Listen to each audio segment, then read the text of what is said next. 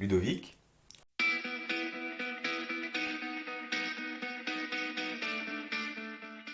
en bonne santé. Euh, Quelqu'un de droit et de juste, qui aime bien, qui aime bien les autres, qui aime bien partager, échanger, apprendre. Je pense que je suis assez émotif quand même. Il y a des choses qui me touchent. Je peux être assez ému, et notamment sur les enfants. Moi, je suis quelqu'un de feu, de lion. J'ai toujours été comme ça. Et avec le temps, on apprend justement à écouter, à accepter. Pour moi, il n'y a pas de limite. Donc, est-ce que c'est un défaut? Je ne sais pas. Je suis assez optimiste dans l'ensemble, dans ma manière de vivre. Donc, des fois, je peux imaginer des possibilités qui, pour la majorité des gens, sont un peu folles. Pas forcément écouter les autres. Ne pas. C'est un travail, hein, c'est un travail, mais ne pas assez profiter du moment présent, souvent dans le futur. Penser à, penser à ce qui va se passer en négligeant un petit peu le moment présent. Et du coup, c'est un gros travail que je fais sur moi tous les jours. Apprécier la vie, apprécier le moment présent. Être optimiste, toujours. Ce qui me procure vraiment de la peine, ce sont les maltraitances faites aux enfants. Ça, c'est quelque chose qui m'est insupportable, en fait. Quand j'ai appris, et vraiment je souffre de ça, qu'il y avait du trafic d'enfants dans le monde, trafic sexuel, des choses comme ça. Je souffre. Ça me fait souffrir. Hmm. Ça, c'est insupportable. Sinon, on se remet de tout. On se remet de tout. La joie des autres, partager du bonheur, d'apprécier les choses simples, d'apprécier la vie. Moi, ça m'arrive souvent, j'ai besoin, je me pose, je regarde les oiseaux, je regarde les animaux, le soleil, l'eau, la mer, de sentir le vent, voilà, d'apprécier les éléments. Ça, pareil, ça n'a pas de prix. C'est gratuit, mais en fait, c'est inestimable. Je fais une énorme différence entre le bonheur. Euh, on est tous à la recherche du bonheur, je pense. On a envie d'être heureux. Et des petits plaisirs. Apprécier de regarder le soleil, la nature, ouais, mes enfants, ma famille. Pour moi, le plus important, c'est d'être un bon père.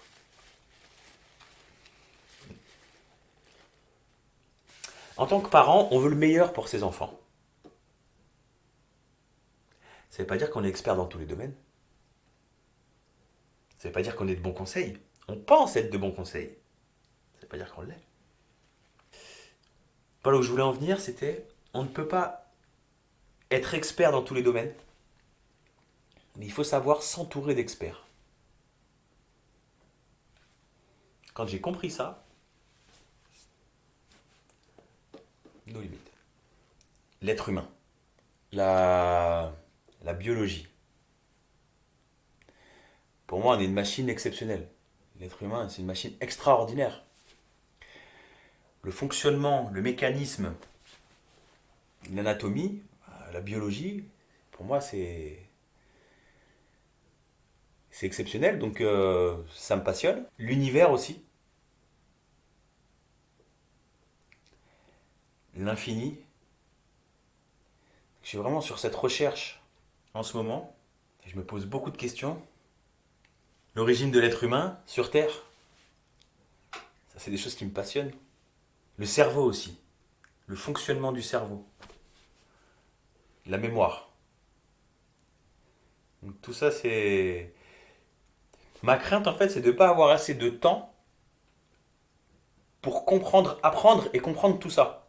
Les arts martiaux. J'ai commencé les arts martiaux très tôt, à l'âge de 5 6 ans. J'ai jamais arrêté. Enfin, j'ai toujours continué.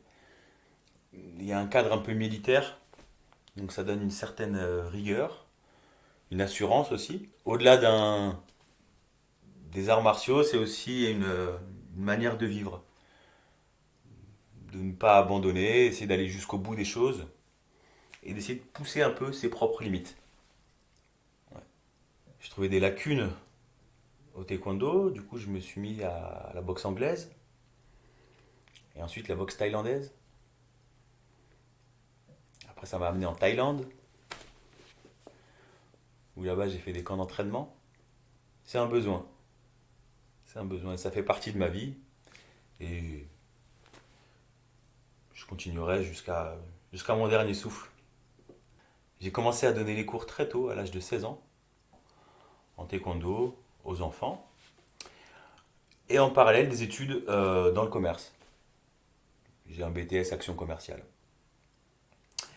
Et j'ai rejoint ces deux choses-là pour faire mon métier coach sportif, toujours dans l'aide des autres. Pourquoi l'ouverture de la salle de sport? Pourquoi coach sportif? Pour promouvoir la bonne santé. Une bonne santé, physique, mentale, donne un bon système immunitaire. C'est ma première protection. Moi, je suis jamais malade. Je vais jamais chez le médecin. On a reçu des gens dépressifs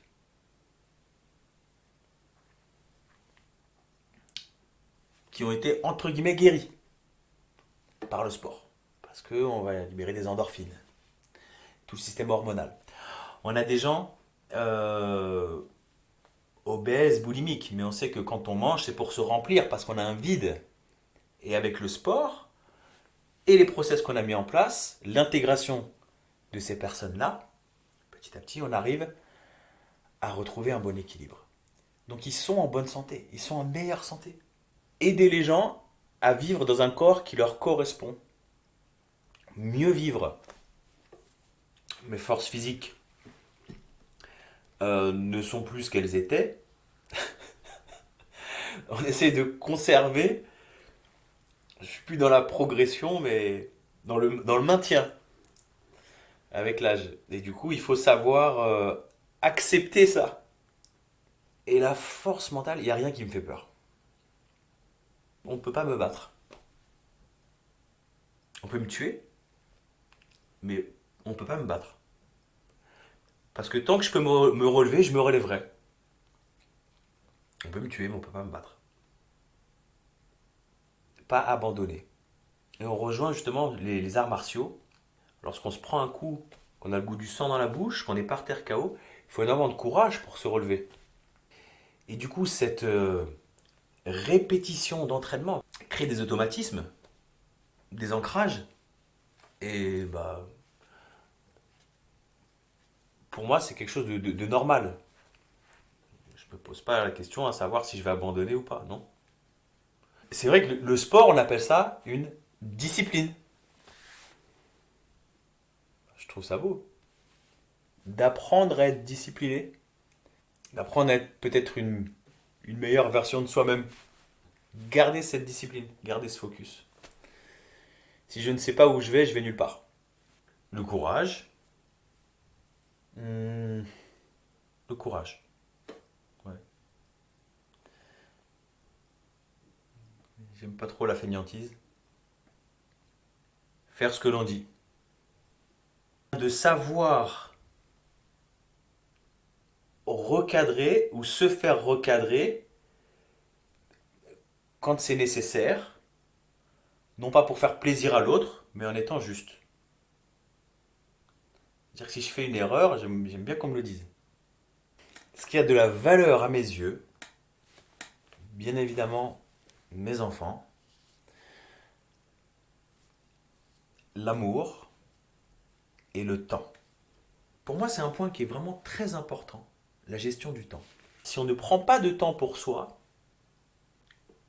et qu'on en donne aux autres, on donne tout son temps aux autres, à un moment donné, on n'est plus bien. Et du coup, on ne peut plus donner de son temps ou de son énergie aux autres. Et je préfère prendre du temps avec moi-même à, à réfléchir et... Enfin bon, là c'est peut-être un peu égoïste aussi. Si des fois je me sens débordé, bah, j'ai besoin de me retrouver seul. Ouais. La santé aussi, la bonne santé. D'avoir conscience de la richesse d'être en bonne santé. Le plus difficile, c'est de se créer des bonnes habitudes. C'est plus difficile. Une fois que l'habitude est créée, ça va. Le matin, on se lève, on se lave les dents, c'est plus un effort. Bah, le plus difficile, c'est de se créer des bonnes habitudes tout au long de sa vie. C'est plus facile de rester assis dans son canapé avec une bière que d'aller aller courir. Bien sûr. Mais pour du plaisir à court terme, qu'est-ce que je veux vraiment? Est-ce que je veux vieillir en bonne santé?